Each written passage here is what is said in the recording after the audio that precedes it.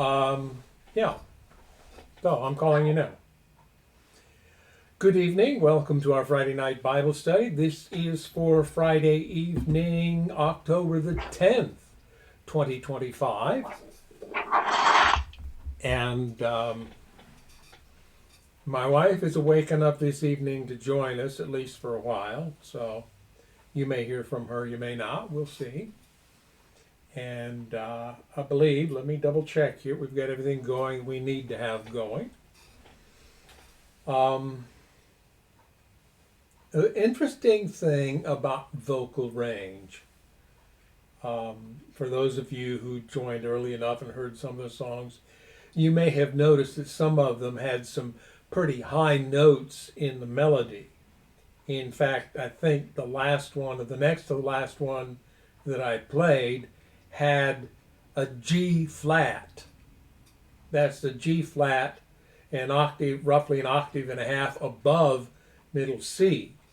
For most sopranos, that's a tough note to sing. I mean, an operatic soprano wouldn't have any trouble with it, but for most ladies who would sing the melody in congregational singing, that's a pretty high note. Another song that we played has one of the largest ranges of any song. Now, you may be aware that the United States national anthem has a pretty torturingly large vocal range in the melody. I think this one exceeds it. I didn't sit down and calculate it. I know that this song, When He Shall Come, and it has the words at the end of each verse, Walk with Him in White, has a vocal range in the melody of an octave and a tritone, or a minor fifth, major fourth, whichever way you'd like to think of that, or rather augmented fourth. It's perhaps the most dissonant range, but it's not done in that song with the two notes played at the same time. It's just that's how far apart the lowest note and the highest note in the melody is. Makes it difficult to sing. Anyway, about us. We had a kind of a stress-inducing event this week. We got a call from my wife's daughter-in-law, and she couldn't get through immediately, and she sent a text, please call back, it's urgent. Well, about that time is the time my wife's phone chose to lock up, and we had to go through the steps to get it rebooted, which we did eventually. Meanwhile, I tried to call her, but my wife didn't have her number, so I didn't have her number on my phone. I wasn't able to call her to tell her what was up, and she apparently didn't think of contacting me, but eventually we got through, we got the phone rebooted, my wife was able to talk to her. Well, it was kind of a situation if she wanted her mommy. Well, her mother passed away a few years back, and her dad is one of those classic toxic people that told his daughter, we're not going to have a funeral, and then went ahead and had a funeral without telling her about it. Yeah, he's kind of a character. So she doesn't have a mother other than her mother-in-law, so she called my wife. Well, turns out it was something my wife would be interested in hearing anyway, because it had to do with the condition of her son, who is 50, going on 51 in the next few months. I didn't hear you. Is 50. That's what I said. He's 50, going on 51 in just a few months. Okay. Um, I get confused with numbers. he had gone over to their house to check on some things, make sure it was ready for the contractor. And when he came back, his wife thought he was talking like he had something stuffed in his mouth, and she got concerned. And she tried to convince him to go to the hospital, and he wouldn't do it. But the next day, she finally got through to him. They got him in, and she called once he arrived at the emergency room. Well, it took them a couple of hours or so. At any rate, they did enough tests, and eventually they confirmed that he had had a stroke. So that may be a wake-up call to them to make some adjustments to their lifestyle to reduce their exposure to risks like stroke, heart attack, etc. So he is now out of the hospital, and they did have a scare where they thought he was having a second stroke. Turned out to be a false alarm. So life is moving ahead. He does have another job lined up in about a week. So here's hoping he does well. I wanted to ease the tension and started sending them baby names, suggested baby names. Yeah. They were coming up with some good ones too. Well, there was something I was thinking earlier on. I thought I really wanted to go into it, but right now I can't recall it. So perhaps we won't bother to do that. So let's get started with our coverage of the book of Job. We'll be starting at chapter 8. Let's bow our heads. Our Father in heaven, we thank you that we have your promise of watch, care, and protection, and that you are there to comfort and support and console us when difficult events come into our lives. We thank you for your goodness and your care. We throw ourselves now on your mercy because we believe that it is the greatest part of your character. We're going to open the written word, and we want the Holy Spirit to be part of what we do so that we can gather a clearer and more accurate concept of your character and your grace and love through what we read. We ask this in Jesus' name. Amen.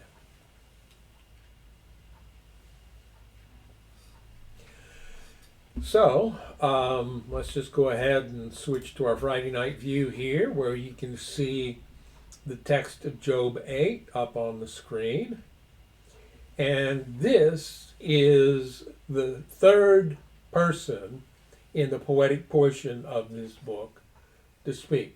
The first was Job, and then Eliphaz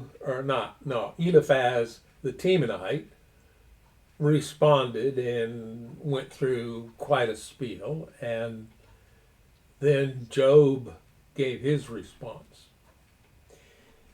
Now, here's a question for you. This is all done in poetry, and we suggested last week that was to make it easier to convey through word of mouth. Did these men actually speak in poetry like this? Well, I think we'd have to be a member of that culture and go back to that time to really answer that question for certain. It is possible that people had a greater mental acuity at the time and were able to couch their words in the poetry of the time in real time as they spoke.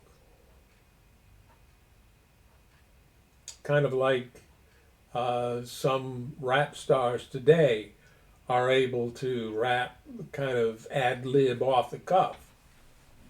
So that may have been something they could do, and so this may be a relatively accurate rendition of what they said. At any rate, now it's time for the second of the three friends who showed up to comfort and console Job. Bildad, the Shuhite. Did he come from the city of Shua? Was he a descendant of someone named Shua? I'm not sure. Anyway, now it's his first turn to actually say something, and so he replies to Job. How long will you go on like this? You sound like a blustering wind. Well, he's sure come out not pulling any punches. He's on full attack mode here. How long will you go on like this? You sound like a blustering wind. Your words mean nothing, Job. You're just making noise to be heard. Now he gets into the issues. Does God twist justice? Does the Almighty twist what is right? These are rhetorical questions.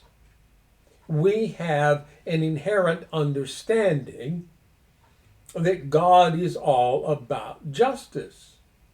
But maybe we need to understand that justice is defined by God rather than God being defined by our concept or definition, personal definition of justice. In other words, what we think is justice may not be God's justice. When you type in a word processor and you set your options to full justified, the word processor will adjust the space between letters so that each line starts and ends at exactly the same vertical line. They're lined up. We call that justified type.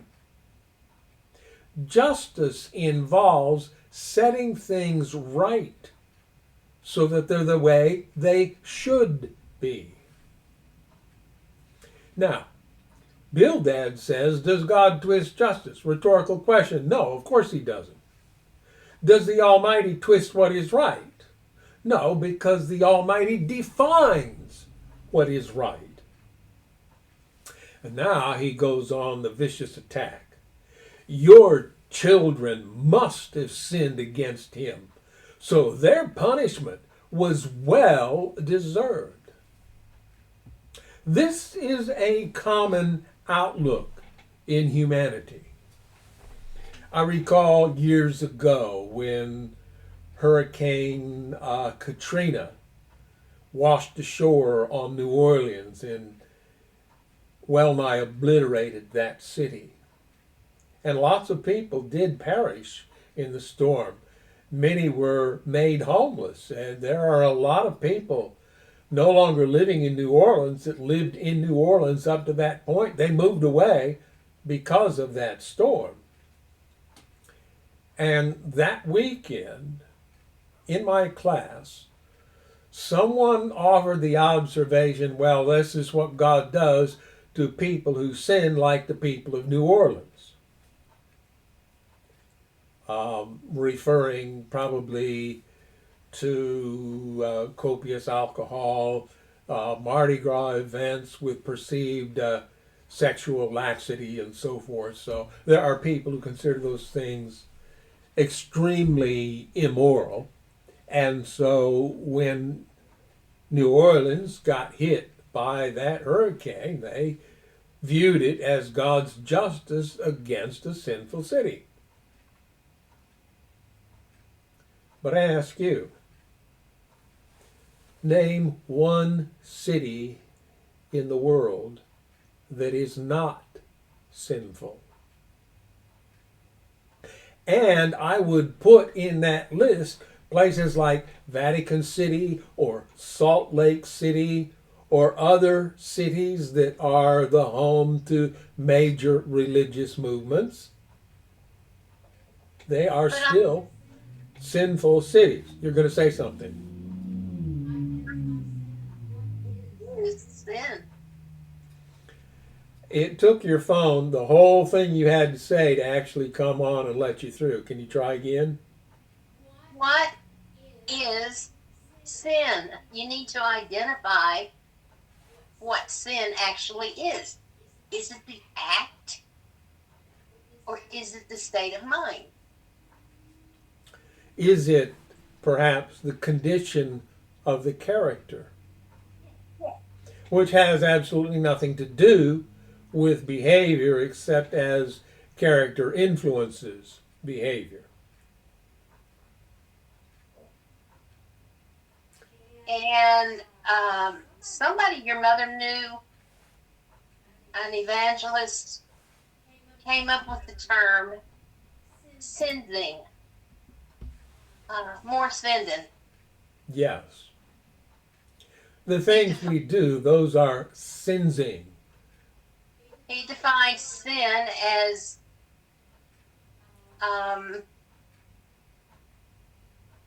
Essentially, separation from the Creator. right, and sinning is the result. Yeah. The behaviors we engage in because we're busy trying to protect ourselves outside of the Creator's protection.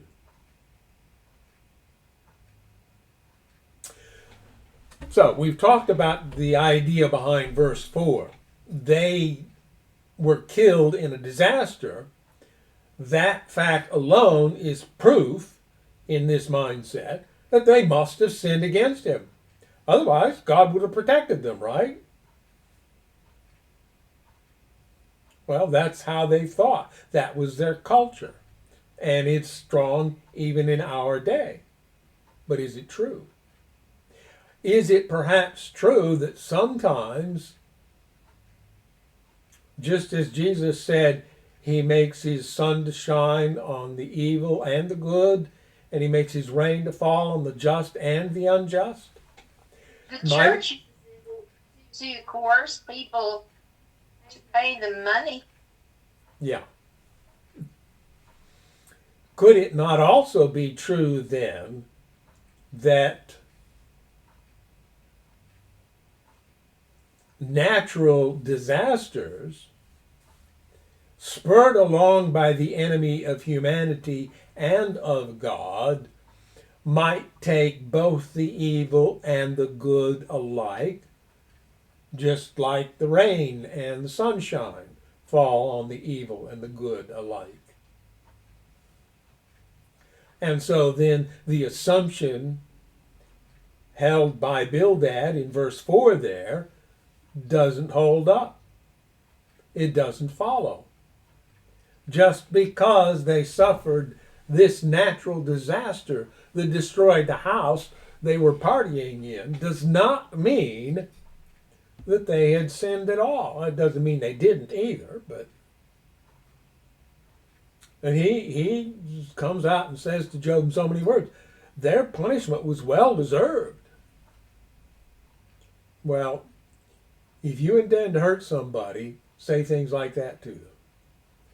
And whether Bildad the Shuhite was intending to hurt Job or whether he was just a toxic person who didn't know any better, what he said, I'm sure, hurt. But if you pray to God and seek the favor of the Almighty, and if you are pure and live with integrity, he will surely rise up and restore your happy home. And though you started with little, you will end with much. Well, I'm not sure about back then, but I have an idea that the world hasn't changed as much as we sometimes think it has. And so in our day, people who live by love and are careful how they treat others frequently have a difficult time succeeding as our world views success, and therefore have a hard time starting with little and ending up with much. Because in our world anyway, and I think it may have been at least partially true at that time, the way to end up with much was to invest your money and let other people do the work while you reap the benefits. And that's perfectly legal and legitimate in our world because that's how so many people live. And the people who live that way are the ones who get to make the rules. So the rules say that's okay. But does love say that's okay? And so he's saying here that temporal, I think that's the word I want, temporal prosperity is the mark that you please God, or the prosperity gospel. You know, God blesses those who do right, and he curses those who do good. Therefore, whatever you do that helps you prosper, well, that's good. And as a result of that, we have what we call the Puritan work ethic. You work hard because working hard makes you prosperous. Therefore, working hard is good and honorable and right. I'm not saying it isn't, I'm just saying what the mindset is, because it helps you prosper. Oh, you know what? What? I'm working really hard at being a nuisance. Reading on. Just ask the previous generation. Pay attention to the experience of our ancestors. For we were born but yesterday and know nothing. Our days on earth are as fleeting as a shadow. But those who came before us will teach you. They will teach you the wisdom of old. Now, there is a sense in which age brings wisdom.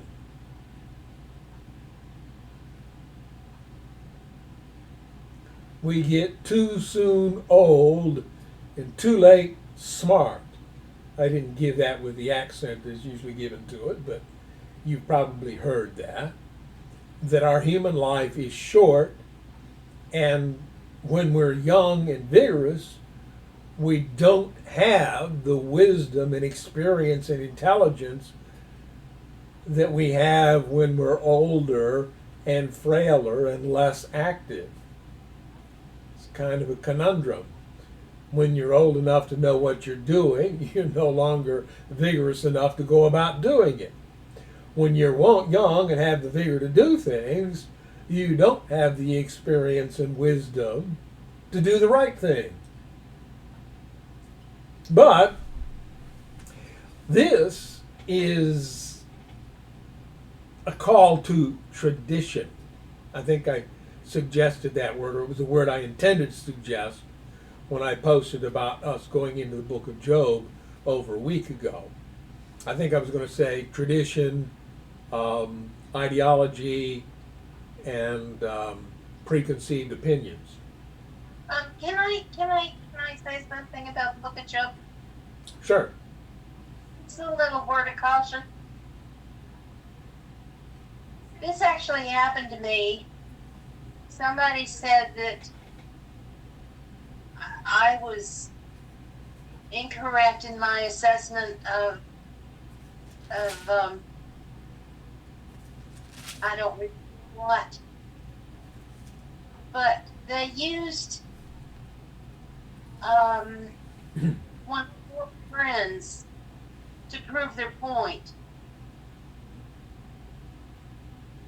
And a little word of caution, if you're using one of Job's friends to prove your point, make sure that you recognize that God said that they were incorrect. Yeah, which kind of creates a problem for those with word for word inspiration ideas of biblical veracity and every word in the Bible is inspired and binding. Because the Bible itself says that the words recorded by Job's friends weren't right. So the Bible itself says that some of the words in the Bible aren't right. Something to think about. Now, so I talked about this idea of tradition, preconceived notions of, the way things have always been done.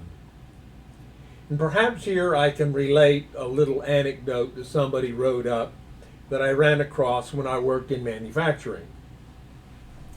They posited an experiment where you put a group of apes in a cage, and you had the cage hooked up to a cold water shower, and you put a banana on top of a ladder in the cage with the apes. But any time an ape went up to reach for the banana, you hit the button and they all get hit with that cold water shower. Well, they don't like that. They want to get out of it. They want to avoid it. And it doesn't take very long through operant conditioning for them to figure out that it is reaching for that banana on top of the ladder that causes the water to come on. So if anybody should go after the banana, the rest of them will pull him down so that they won't get hit with the cold water. Now, you take one of those apes out of the cage and put a new one in. And the new one gets in the cage, looks around, sees the banana, and assumes, well, that's a great thing to do. So he goes after the banana. And instantly all the other apes in the cage jump on him, pulling away, and possibly even beat on him, so he won't do that. And he doesn't know what's going on. He wasn't there, but he learns that you don't mess with the banana on top of the ladder. So then you do it again. You take another ape out and you put in an inexperienced ape. And the process repeats itself. And you keep doing that until all of the apes who have experienced the cold shower no longer are in the cage, and only the apes that have been added since then are in the cage. And yet the last ape that you add goes after the banana and gets jumped on by all the other apes who don't know why you're not supposed to go after the banana. They just know you're not supposed to do it. Why? Because that's the way we've always done it around here. Kind of a poor reason for doing something, isn't it? Well, speaking of experience, we had a cat that recognized when mommy says no, you better not do it. Because mommy yells. Mm-hmm. But as soon as mommy's asleep, you can do it. Yeah. Cats are exceptionally good at that. You know, dogs, you teach a dog not to do something, the dog learns not to do it. You teach a cat not to do something, and the cat learns not to do it when you're around. Yeah. Well, here we are. Cat. Here we are now in the human race, and Bildad is calling on the experience of ancestors, on those who came before, on the wisdom of old, to refute what Job has said, to say, Job, you're wrong. Listen to what, this is the way we've always done it around here. This is the tradition. Well, that's not a very good reason to accept an idea. Reality should be our basis, not tradition. Can papyrus reeds grow tall without a marsh? Can marsh grass flourish without water? While they are still flowering, not ready to be cut, they begin to wither more quickly than grass. The same happens to all who forget God. The hopes of the godless evaporate. Their confidence hangs by a thread. They are leaning on a spider's web. They cling to their home for security, but it won't last. They try to hold it tight, but it will not endure. The godless seem like a lush plant growing in the sunshine, its branches spreading across the garden. Its roots grow down through a pile of stones. It takes hold on a bed of rocks. But when it is uprooted, it's as though it never existed. That's the end of its life, and others spring up from the earth to replace it. Well, now we're using a metaphor, a simile, we're using figurative language here, and we're likening people to plants. And what he has to say here is true as far as it goes. Plants need water to survive. So if you deprive a plant of water, I could point to a few in this room, they die. That's pretty simple and straightforward. But what Bildad forgets is that humanity is under a special dispensation of life. The Psalms say 80. The book of Genesis says 120 years. Whatever, God has granted humanity a limited span of life to give each of us an opportunity to make up our minds about who the Creator is and whether or not we will allow Him to heal our broken condition. So, yes, it is true that reeds don't grow tall without a marsh, that the marsh can't flourish without water, that they will die if they're separated from it.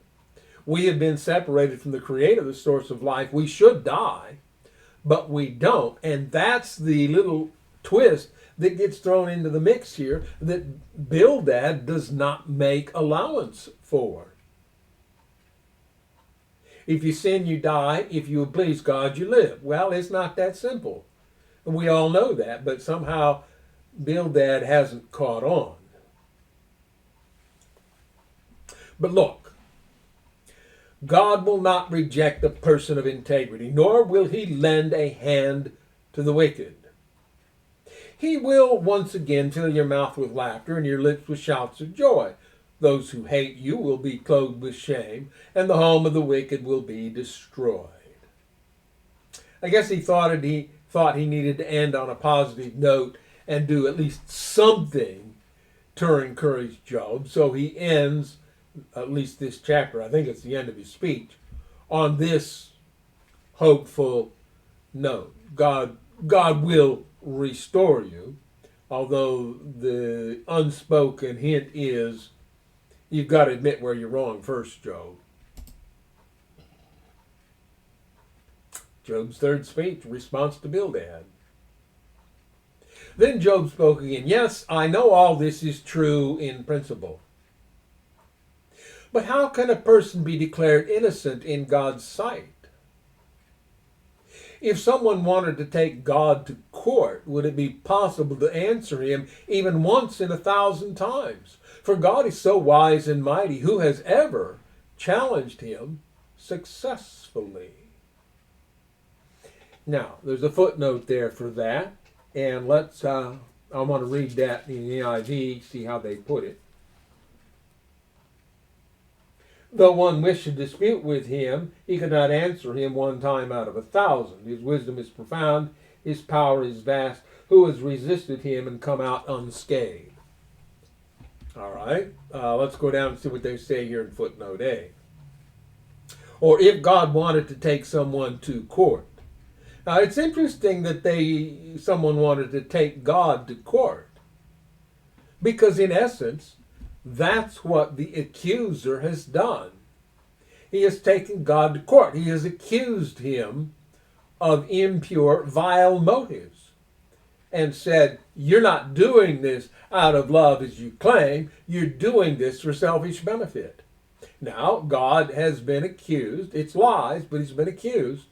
So now he has to demonstrate his innocence of these charges. So, yeah, someone has taken God to court. But Job says, suppose I did challenge God, where would that get me? Without warning, he moves the mountains, overturning them in his anger. He shakes the earth from its place, and its foundations tremble.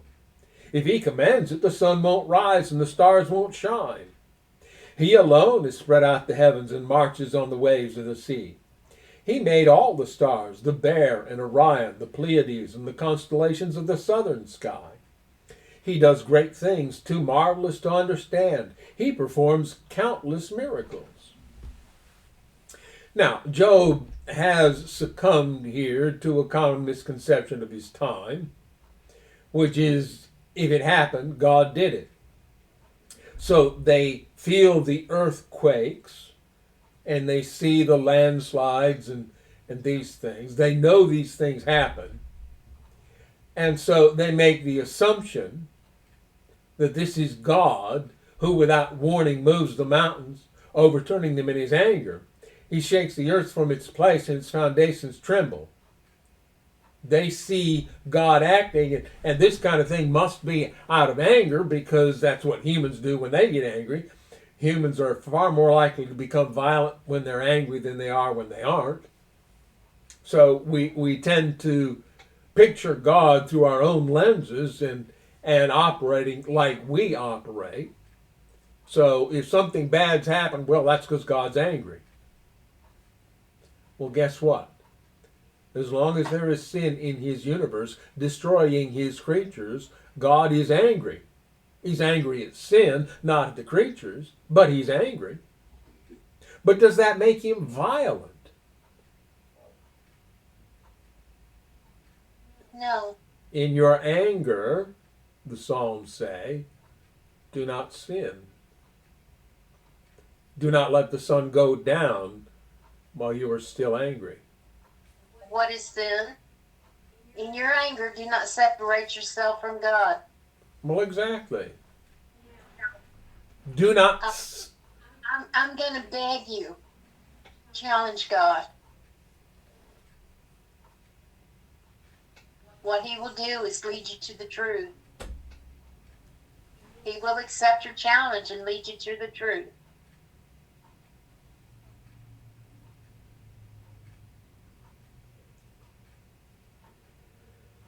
Now, humans, in their anger, as I said, often resort to violence. And that is based on the self-protective coping strategies that we have developed living in a toxic and harmful world. God does not need that. God is secure in his position. He does not need violence to protect himself. So in his anger, he does not become violent. But that's the assumption they made, because that's how far so quickly into the history of the world they had fallen away from an understanding of who the Creator was. And that has its foundation in the first couple believing the lies of the serpent, the arch deceiver, the enemy of God and humanity.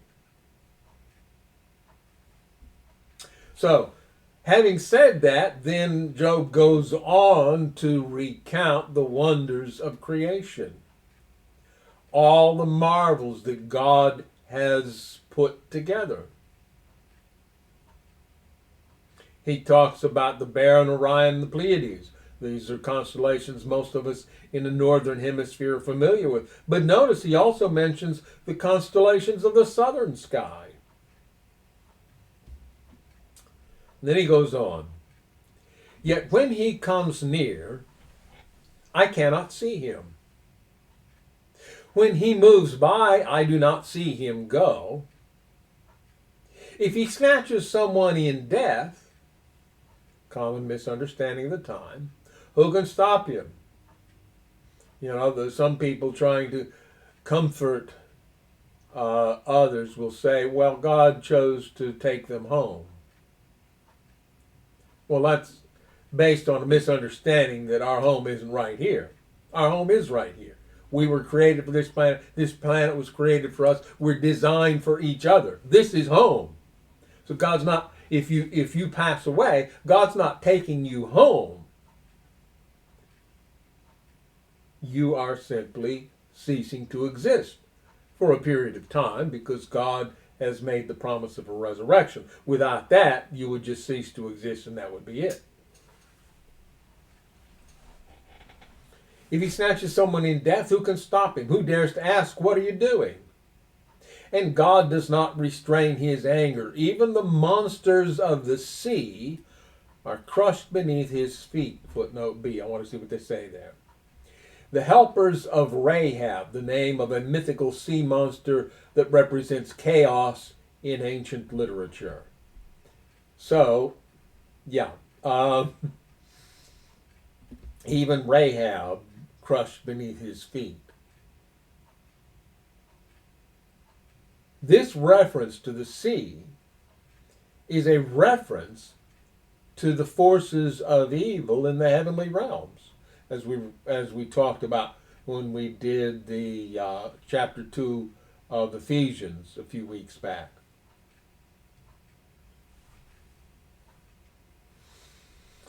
So I think, given the viewpoint of the times, if God deals with evil, they see him as needing to destroy it rather than letting it self-destruct. That's not a concept they really had yet. But they did understand that we look to God to see an end put to evil. So the forces of chaos represented by the monsters of the sea, of the deep, God crushes those. God keeps them in check. So who am I that I should try to answer God or even reason with him? Even if I were right, I would have no defense. I could only plead for mercy. And even if I summoned him and he responded, I'm not sure he would listen to me. For he attacks me with a storm and repeatedly wounds me without cause. He will not let me catch my breath, but fills me instead with bitter sorrows. Well, again, this is Job's viewpoint. He doesn't understand yet fully what's going on. So he says that it's God who's doing this to him, but we already know from the prologue that it isn't God doing it at all. It's the accuser doing it to him. If it's a question of strength, he's the strong one. If it's a matter of justice, who dares to summon him to court? Footnote C, as in the Greek version, the Hebrew reads me. Well, that's interesting. If it's a matter of justice, who dares to summon me to court? Though I am innocent, my own mouth would pronounce me guilty. Though I am blameless, it, that is the mouth, would prove me wicked. Footnote D, he. Oh, well, all right. Well, that sounds a little bit odd. Even if I am blameless, God would still prove me guilty. Well, God isn't out to condemn us. John 3:17, God sent not his Son into the world to condemn the world. That's not God's job. That's not his purpose. That's not how he operates. He doesn't operate by condemnation. That's the work of the accuser. God sent not his Son into the world to condemn the world, but that the world, through him, might be saved. So, Job here, even in this verse, even Job sometimes messes up and says things about God that aren't quite true. I am innocent, but it makes no difference to me. I despise my life. Innocent or wicked, it's all the same to God. That's why I say he destroys both the blameless and the wicked. Well, he has God destroying because he didn't have the concept yet of a destroyer who is separate from the creator. And yes, when he can get away with it, the destroyer will destroy both the blameless and the wicked, because that's his nature. So Job at least has this connection to reality. Reality does not play favorites. It doesn't pick some people to get benefits and other people to be condemned to terrible events. Time and chance happen to each. When a plague sweeps through, he laughs at the death of the innocent. Well, no, he doesn't. the death of the innocent is precious in his sight, we'll read later. But you might think that when you see both the guilty and the innocent pass away with the plagues, say the plague that we endured about 5 years ago. And there's a footnote there for that too. A disaster, plague or disaster, yes. The whole earth is in the hands of the wicked. Well, if you look at the world around us, I think you might agree with Job on that one. And God blinds the eyes of the judges. Well, God doesn't do it, but there is somebody who likes to keep the judges in the dark so that injustice can prosper. If he's not the one who does it, who is? Whoa. He's blamed it on God, but then he says, now wait a minute.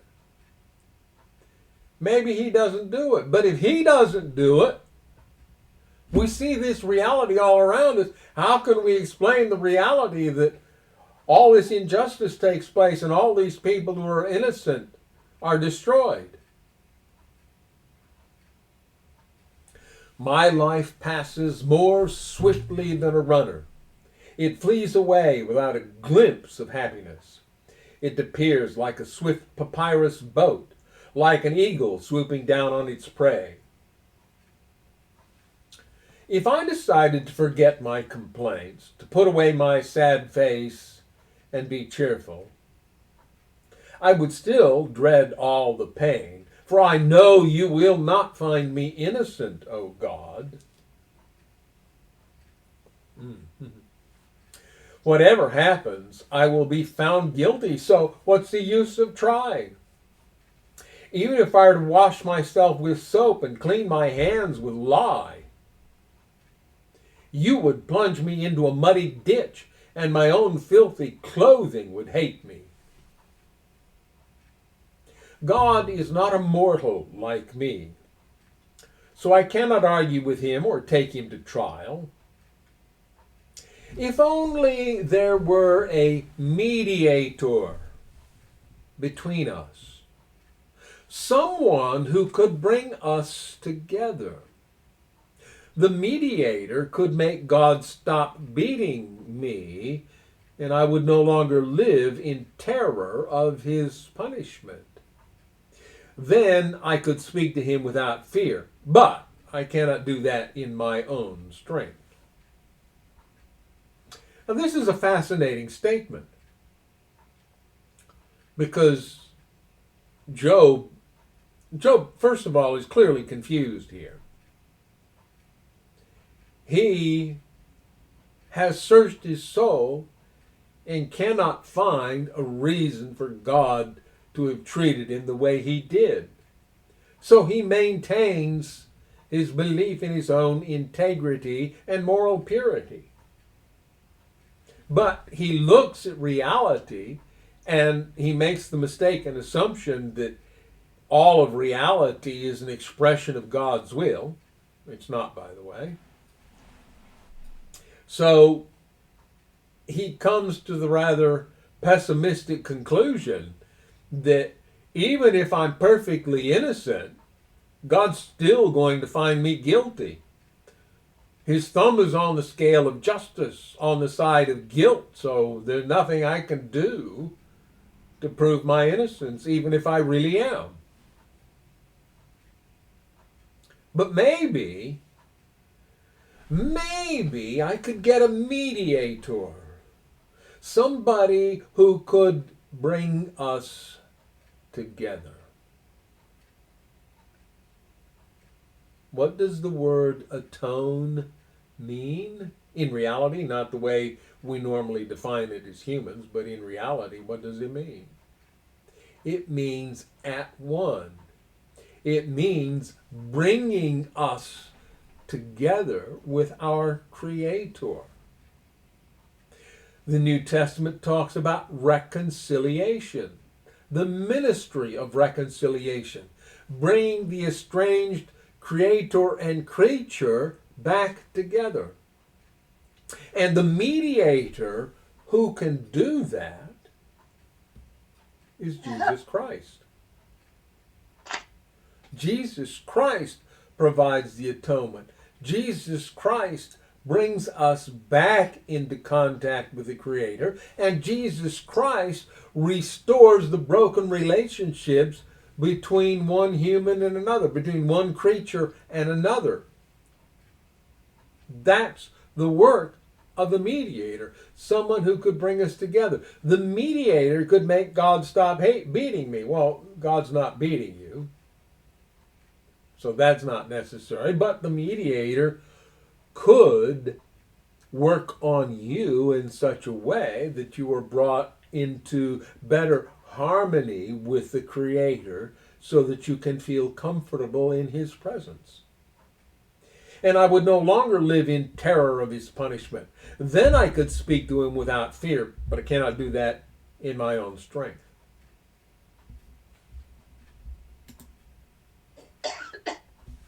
Job goes on. I am disgusted with my life. Let me complain freely. My bitter soul must complain. I will say to God, don't simply condemn me. Tell me the charge you are bringing against me. Well, we know that God isn't bringing a charge against him, that God said in the prologue that Job was blameless. And he asserted that before the accuser, who then tried to twist the reality to make it seem like, well, Job isn't as good as he looks. It's very similar to what he did with the woman in the garden. Well, God's not as good as he looks. He didn't do that for your benefit. He did that to serve his own interests. So, yeah, it wasn't God condemning him. It was the accuser condemning him. And the accuser isn't likely to tell you the charge he's bringing against you, because then you can answer it. So just accuse you, don't tell you what he's accusing you of. What do you gain by oppressing me? Why do you reject me, the work of your own hands? Well, smiling on the schemes of the wicked. Ooh, well, that's sure to arouse the ire of the three men, or four men actually, sitting in the room listening to him. Because they're busy trying to tell him that God thwarts the wicked and he blesses the upright. And now Job says, you're rejecting me, the work of your own hands, but you smile on the schemes of the wicked. Well, God is impartial, so it could easily seem that way when you're stuck in your own skull.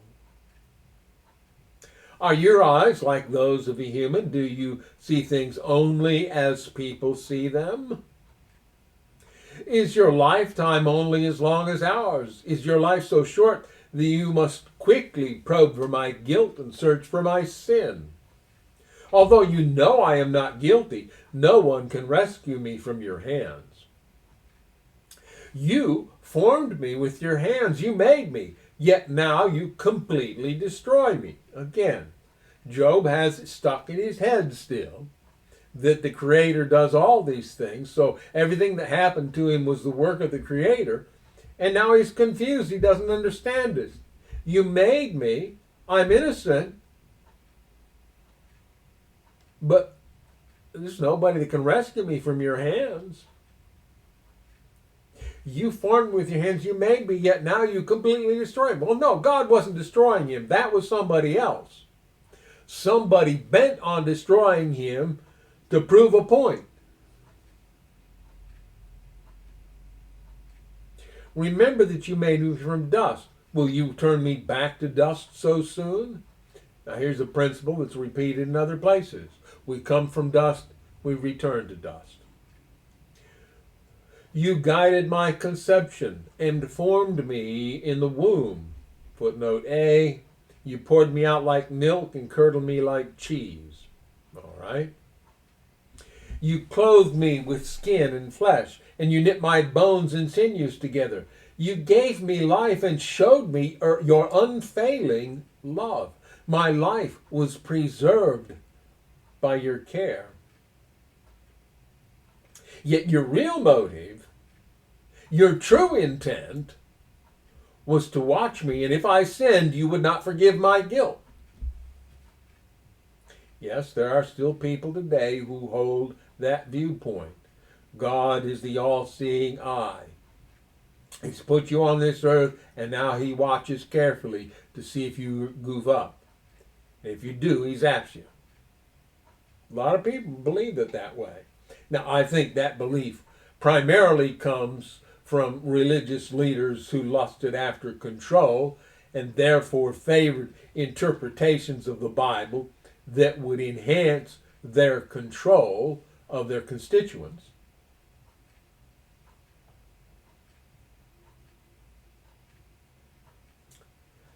"15. If I am guilty, too bad for me. And even if I'm innocent, I can't hold my head high because I am filled with shame and misery. And if I hold my head high, you hunt me like a lion and display your awesome power against me. Again and again you witness against me. You pour out your growing anger on me and bring fresh armies against me." Fresh armies? How about the 4 men sitting in the room listening to this?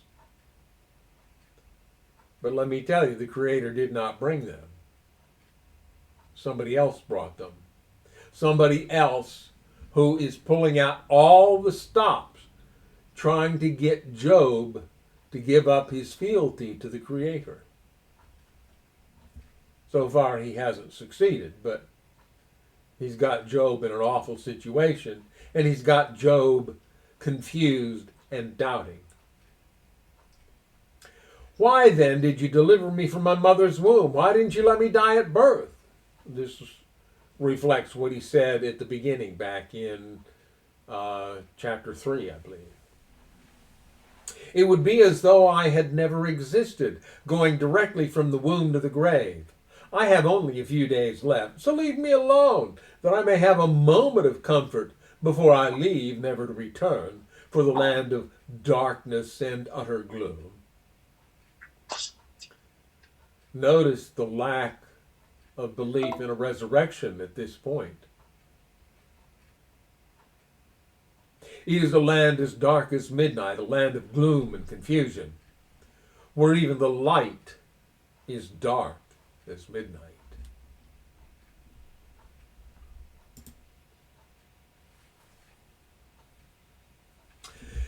Now, it's the time of friend number 3, Zophar the Naamathite. Then Zophar the Naamathite replied to Job, "Shouldn't someone answer this torrent of words? Is a person proved innocent just by a lot of talking?" Now, if you're like me and you pay attention to court cases, you will occasionally come across people who think that they will be able to win in court just by spewing up a lot of words. And they keep spewing out words when it's not their turn. They keep spewing out words while the judge is talking. That's not a very good move. You don't interrupt a judge. He doesn't take it kindly. Or she. There's a lot of she judges out there these days. But there are people who do seem to think that they could be proved innocent just by a lot of talking. And maybe Zophar was familiar enough with human nature to be aware of this. So he hears all these words that Job is speaking, and he accuses Job. "You're just trying to protect your innocence through words. That's not going to work. Should I remain silent while you babble on? When you mock God, shouldn't someone make you ashamed?"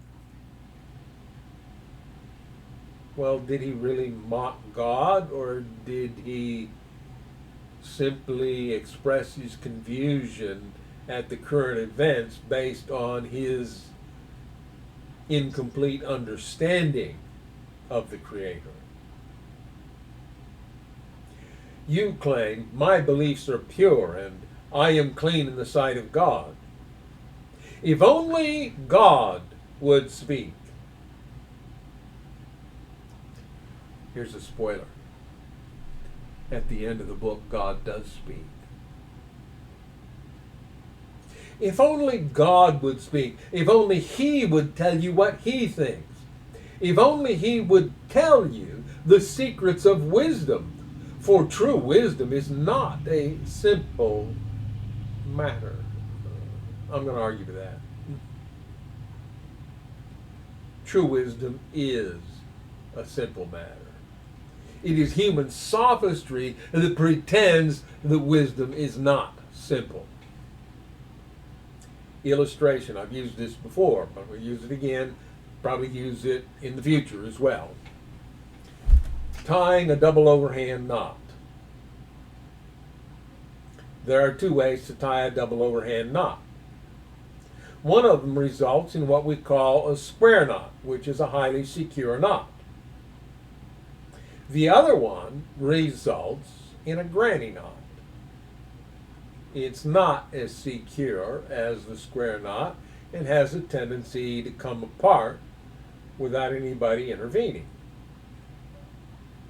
And people rely on various memory techniques to learn how to tie a square knot. They make it complex. Why? Well, the fact is that if you tie an overhand knot once and then you tie the next overhand knot exactly the same way you tied the one before, you'll have a square knot. But there's a weird thing that happens when you go to do that, because you're pulling up one strand and the other strand, and if you keep going the same way, then the strand that's close to you will be close to you when you loop it over, and the strand that's away from you will be away from you when you go to loop it over. And your brain looks at that and says, that's not enough friction. That knot's going to slip. Turn it around, put the one that's in front behind and the one that's behind in front, twist it up and tie that into an overhand knot, and you'll get a better knot. So you do what your human brain tells you to do, and voila, you've got a granny knot. And it's not as secure as the knot you would have had if you'd just gone ahead and done what appeared obvious there. And it is our human sense of sophistry that makes it so hard for us to tie a square knot, that has us tying granny knots when we try. Because our subconscious penchant toward sophistry and complexity tells us the complex is better. The square knot's not complex enough, so don't tie it that way, tie it the other way. Doesn't work, but that trips us up. So yeah, humans are stuck in this idea of sophistry, and that the best things are the most complex things. True wisdom is not a simple matter, Zophar says.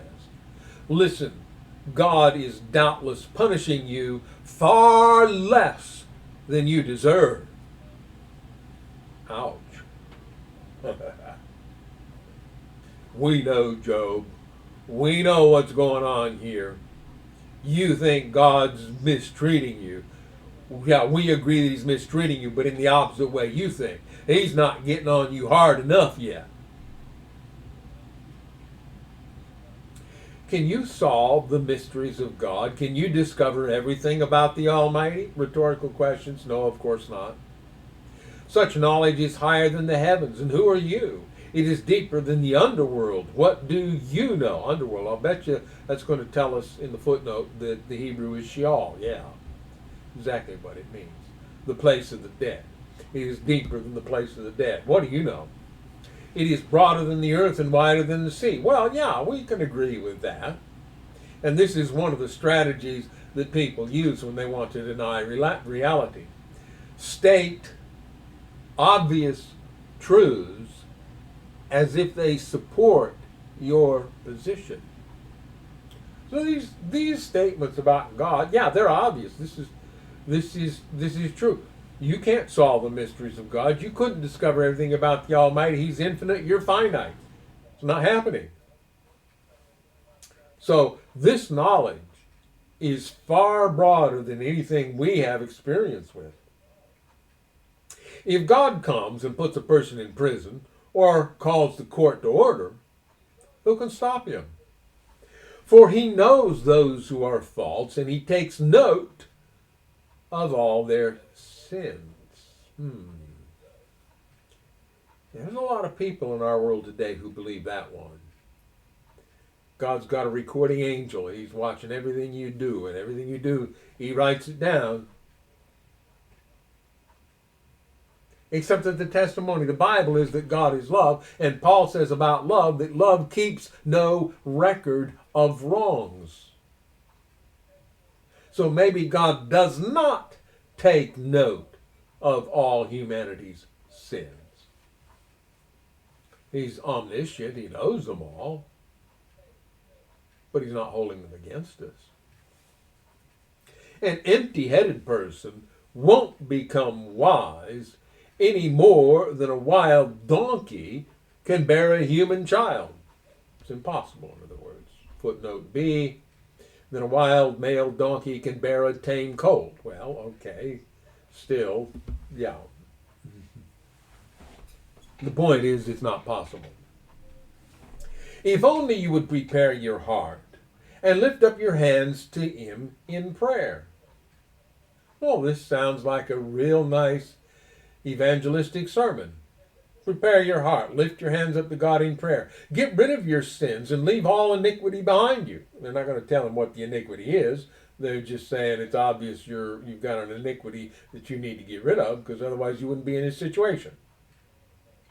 Then your face will brighten with innocence. You will be strong and free of fear. You will forget your misery. It'll be like water flowing away. Your life will be brighter than the noonday. Even darkness will be as bright as morning. Having hope will give you courage. You will be protected and will rest in safety. You will lie down unafraid. And many will look to you for help. But the wicked will be blinded. They will have no escape. Their only hope is death. In other words, we're saying the same thing we've been saying all along.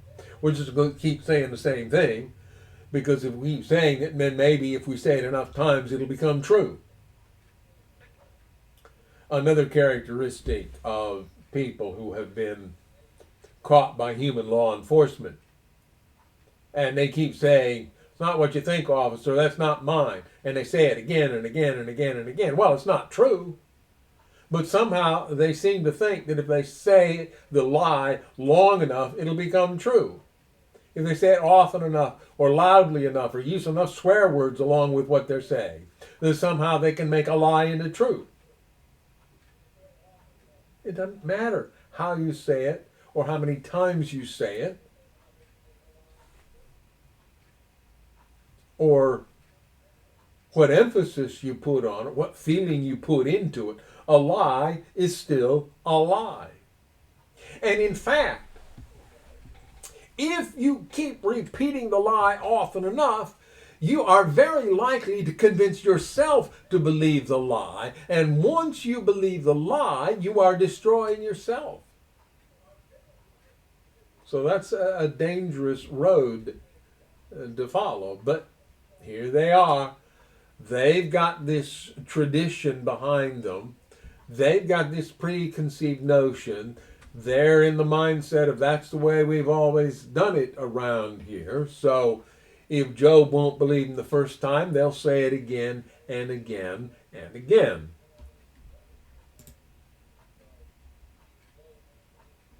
Job's fourth speech, response to Zophar. Then Job spoke again. Now he's getting a little bit sarcastic. You people really know everything, don't you? And when you die, wisdom will die with you. Well, I know a few things myself. And you're no better than I am. Who doesn't know these things you've been saying? Yet my friends laugh at me, for I call on God and expect an answer. I am a just and blameless man, yet they laugh at me. People who are at ease mock those in trouble. They give a push to people who are stumbling. But robbers are left in peace, and those who provoke God live in safety, though God keeps them in his power, footnote A. Or safety, those who try to manipulate God. The meaning of the Hebrew is uncertain. All right? So, just ask the animals, and they will teach you. Ask the birds of the sky, and they will tell you. Speak to the earth, and it will instruct you. Let the fish in the sea speak to you, for they all know that my disaster has come from the hand of Yahweh. For the life of every living thing is in his hand, and the breath of every human being. The ear tests the words it hears, just as the mouth distinguishes between foods. Wisdom belongs to the aged, and understanding to the old. But true wisdom and power are found in God. Counsel and understanding are his. What he destroys cannot be rebuilt. When he puts someone in prison, there's no escape. If he holds back the rain, the earth becomes a desert. If he releases the waters, they flood the earth. Yes, strength and wisdom are his. Deceivers and deceived are both in his power. He leads counselors away, stripped of good judgment. Wise judges become fools. He removes the royal robe of kings. They are led away with ropes around their waist. He leads priests away, stripped of status. He overthrows those with long years in power. He silences the trusted advisor and removes the insight of the elders. He pours disgrace upon princes and disarms the strong. He uncovers mysteries hidden in darkness. He brings light to the deepest gloom. He builds up nations and he destroys them. He expands nations and he abandons them. He strips kings of understanding and leaves them wandering in a pathless wasteland. They grope in the darkness without a light. He makes them stagger like drunkards. Now we read this and we say, Job's misrepresenting God here. Well, yeah, he is, because he's attributing to God the work of the destroyer. All these things that he said, all this destruction, the removal of the wise, the abandonment and destruction of nations, all of this going on, we know that's not the work of a loving creator. It's the work of a hating destroyer. But what Job has here is he has a link to reality. He knows these things happen. He mistakenly attributes them to the Creator, but he's being realistic about the kinds of things that happen in this broken world. And so we should give him credit for his attachment to reality, even if he slightly misunderstands the source of that reality.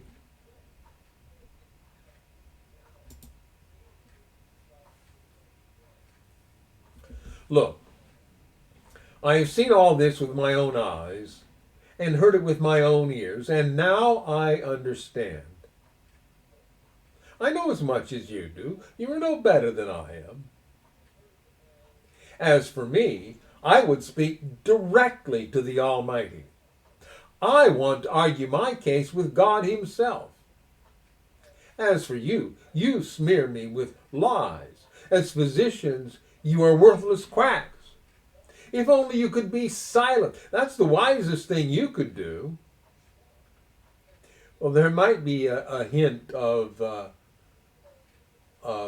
sarcasm in what he's saying there. If only you could be silent, that's the wisest thing you could do, but I think most of us understand that particularly when we're under attack. Often the wisest course of action is to keep our mouths shut. If only you could be silent, that's the wisest thing you could do. Listen to my charge. Pay attention to my arguments. Are you defending God with lies? Do you make your dishonest arguments for His sake? Will you slant your testimony in His favor? Will you argue God's case for Him? What will happen when He finds out what you are doing? Can you fool Him as easily as you fool people? No, you will be in trouble with Him. If you secretly slant your testimony in His favor, doesn't His majesty terrify you? Doesn't your fear of Him overwhelm you? Well, no, we shouldn't be in fear of the Creator. We shouldn't be overwhelmed by terror because of the majesty of the Creator, because we should understand that it's benevolent. That's not the context from which Job speaks. He hasn't figured that out yet. But he is suggesting to them that it is not smart to, as we say, open your mouth and remove all doubt in the presence of the Creator of the universe. Your platitudes are as valuable as ashes. Your defense is as fragile as a clay pot. Be silent now and leave me alone.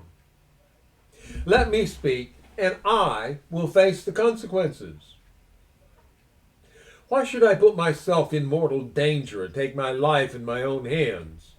Why should I take my flesh in my teeth? All right. God might kill me, but I have no other hope. I am going to argue my case with Him. Footnote B, an alternate reading in the Masoretic text reads, God might kill me, but I hope in Him. Now this is an interesting approach that Job takes here.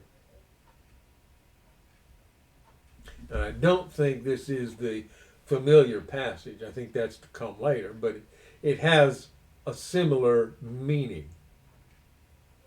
I'm going to go to God. I'm going to put my case in His hands. I could die as a result, but that's the best hope I have, so that's where I'm going. But this is what will save me. I am not godless. If I were, I could not stand before Him. Listen closely to what I am about to say. Hear me out. I have prepared my case. I will be proved innocent. Who can argue with me over this? And if you prove me wrong, I will remain silent and die. O God, grant me these two things. Then I will be able to face you. Remove your heavy hand from me. Well, it's not his heavy hand, but Job doesn't know that yet. And don't terrify me with your awesome presence. Now, summon me, and I will answer. Or let me speak to you and you reply. Tell me, what have I done wrong? Show me my rebellion and my sin. Maybe he's beginning to doubt himself. He's asserted his innocence prior to this, but his friends keep doubling down on their accusations, so maybe he's entertaining the possibility that there is something wrong with him, which is, by the way, a good task for us to take on a regular basis to make sure of our connection with our Creator. Why do you turn away from me? Why do you treat me as your enemy? Would you terrify a leaf blown by the wind? Would you chase dry straw? You write bitter accusations against me and bring up all the sins of my youth. Well, that may be his own conscience doing that to him, and that may be the influence of the accuser bringing these things to his mind as best he can in his attempt to trip Job up and make him fall. You put my feet in stocks. You examine all my paths. You trace all my footprints. I waste away like rotting wood, like a moth-eaten coat. He goes on.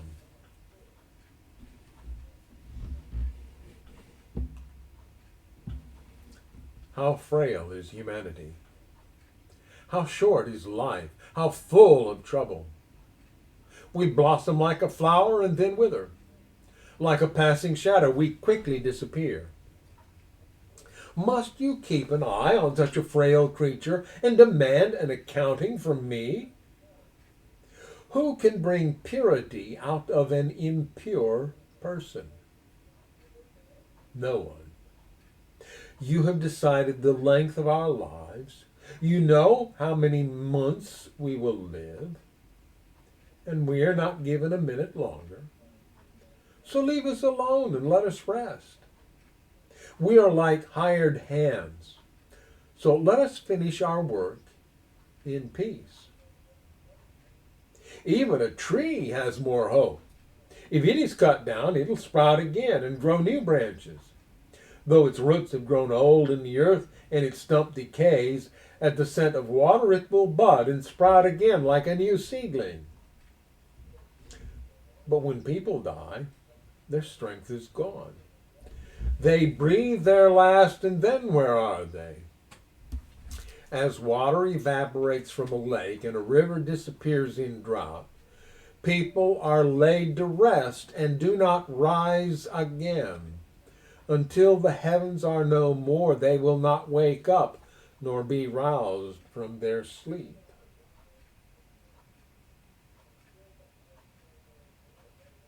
Now, this is very similar to the words of Solomon in the book of Ecclesiastes. So I've heard people cast aspersions on the book of Ecclesiastes because how it gets misused. But this is the same thing. And some people will tell you, well, this is the depression and doubt of the speaker, not God's reality. But we have suggested already that in his speech, Job maintains his connection to reality. So when he says, when people die, their strength is gone, they breathe their last, and then where are they? They're gone. They don't rise again. Until the heavens are no more, they will not wake up nor be roused from their sleep. That's a reality that Job understands, and he agrees with it. This is the reality. It may not be very positive, it might be depressing, but it is the reality. I wish you would hide me in the grave. I'll bet you the footnote there will say Sheol. Yes, that's exactly what it says. I wish you would hide me in hell. I wonder, does King James render that way? What chapter are we in here? Job 14. Let me just look that up in the King James Version and see how it is rendered.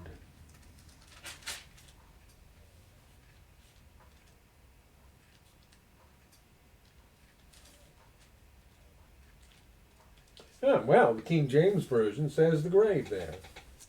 That's interesting because usually they translate Sheol and Hades and Gehenna and even Tartar as hell.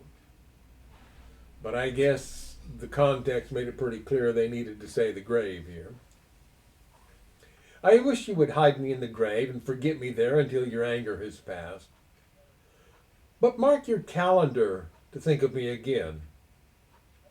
Can the dead live again? Now, he's just stated the reality. When people die, they don't come back. But now he's asking this question, and he's asking it of God. If so, this would give me hope through all my years of struggle, and I would eagerly await the release of death. You would call, and I would answer, and you would yearn for me, your handiwork. For then you would guard my steps instead of watching for my sins. My sins would be sealed in a pouch, and you would cover my guilt. But instead, as mountains fall and crumble, and as rocks fall from a cliff, as water wears away the stones and floods wash away the soil, so you destroy people's hope. You always overpower them and they pass from the scene. You disfigure them in death and send them away. They never know if their children grow up in honor or sink to insignificance. They suffer painfully. Their life is full of trouble. What's an exceptionally pessimistic outlook, but it is realistic. And Job has touched on some things that he's going to come back to in future statements. Eliphaz's second response to Job. And let me look at the time. I'm going to go ahead with this. Maybe we won't take so much time on it, or we can finish roughly in time. Then Eliphaz the Temanite replied, "A wise man wouldn't answer with such empty talk. You're nothing but a windbag. The wise don't engage in empty chatter. What good are such words? Have you no fear of God, no reverence for him? Your sins are telling your mouth what to say. Your words are based on clever deception. Your own mouth condemns you, not I. Your own lips testify against you." Well, now he's really gone on the attack, hasn't he? Were you the first person ever born? Were you born before the hills were made? Were you listening at God's secret counsel? Do you have a monopoly on wisdom? What do you know that we don't? What do you understand that we do not? On our side are aged, gray-haired men, much older than your father. Is God's comfort too little for you? Is his gentle word not enough? What has taken away your reason? What has weakened your vision that you turn against God and say all these evil things? Footnote A, why do your eyes flash with anger? The Hebrew reads, why do your eyes blink? All right. Even the heavens are not absolutely pure in his sight. How much less pure is a corrupt and sinful person with a thirst for wickedness? Well, they're definitely not throttling back on their accusations at this point. If you will listen, I will show you. I will answer you from my own experience, and it is confirmed by the reports of wise men who have heard the same thing from their fathers, from those to whom the land was given long before any foreigners arrived. The wicked writhe in pain throughout their lives. Years of trouble are stored up for the ruthless. The sound of terror rings in their ears, and even on good days they fear the attack of the destroyer. By the way, there's some truth to this. The wealthier you are, the more you have to fear from thieves and vandals. Yeah? So, if you gain more than your fair share of the world's wealth, you fear anybody that might try to reset that by whatever means. And you would have legitimate right to fear those who would come in armed and use physical violence in order to get what you have stored up for yourself. So there is that sense that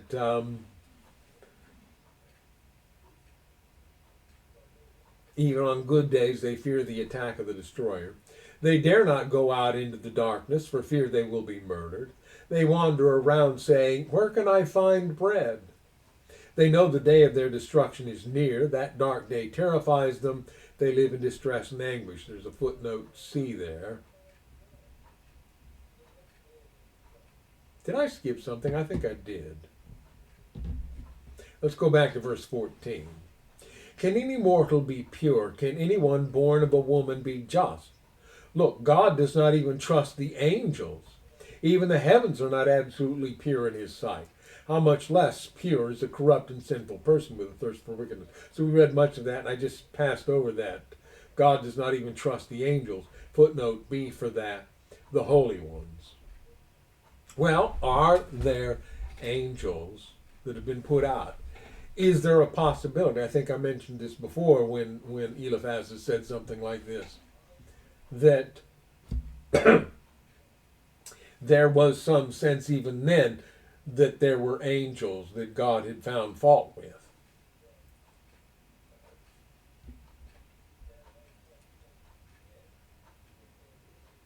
Now, we got to where they can find bread. He is appointed to be food for a vulture. That's what the Greek version reads. Where can I find bread is perhaps a better rendition of the Hebrew. They don't say that specifically. They know their day of destruction is near. That dark day terrifies them. They live in distress and anguish, like a king preparing for battle. For they shake their fists at God, defying the Almighty. Holding their strong shields, they defiantly charged against him. These wicked people are heavy, overweight, in other words, and prosperous. Their waists bulge with fat. Well, now he's being really explicit, isn't he? But their cities will be ruined. They will live in abandoned houses that are ready to tumble down. Their riches will not last, and their wealth will not endure. Their possessions will no longer spread across the horizon. They will not escape the darkness. The burning sun will wither their shoots, and the breath of God will destroy them. Let them no longer fool themselves by trusting in empty riches, for emptiness will be their only reward. They will be cut down in the prime of life. Their branches will never again be green. They will be like a vine whose grapes are harvested too early, like an olive tree that loses its blossoms before the fruit can form. For the godless are barren, their homes, enriched through bribery, will burn. They conceive trouble and give birth to evil. Their womb produces deceit. Now, we have just read a fairly lengthy diatribe talking about the fate of the wicked. And there's a certain reality to this in the ultimate sense, because we know that those who have separated from themselves with reality are destined for unreality, for a cessation of existence. But there are hints here that God is doing all this, turning God into the destroyer. It is the tradition of the time. And it's a tradition that lasts into our day. God does good things to those who are good, and he does bad things to those who are bad, despite the testimony of Jesus to the contrary. And so he's just said a whole bunch of this, and he ends, their womb produces deceit. Let me see. Okay. Job's going to speak again at verse 16. So, chapter 16, I mean. So we'll pick up there. Now, I said last week that, Lord willing, we would have a sermon presentation tomorrow. And then I got caught up in the week. I got the parts for my computer. I put it together. I got the operating system and the applications transferred to the new drive. I have pulled the old drive out. It's no longer in there, so it works a lot faster. I've been able to play some games on it. And in all that, I completely forgot to sit down and write up a sermon presentation. But we're going to do one anyway. We're going to go back a little over 3 years and pick up an older sermon presentation, and we're going to represent that one. I won't tell you which one it is. Maybe you didn't see it, so it'll be new to you anyway. But that's our plan for tomorrow, 11 o'clock Central Time, if you want to catch it live. Otherwise, you can catch it recorded whenever it's convenient within the next 30 days. Now, Facebook has taken the position now that after 30 days they delete any live videos. So it's only going to be available for 30 days and it's going to go away. But that gives you time to get it in when you think you can. So that's our plan, and then we'll pick up with Job 16 next week when we continue in the book of Job. And I think we're going to read some very interesting things in Job chapter 16. So until then, we say goodbye and God bless.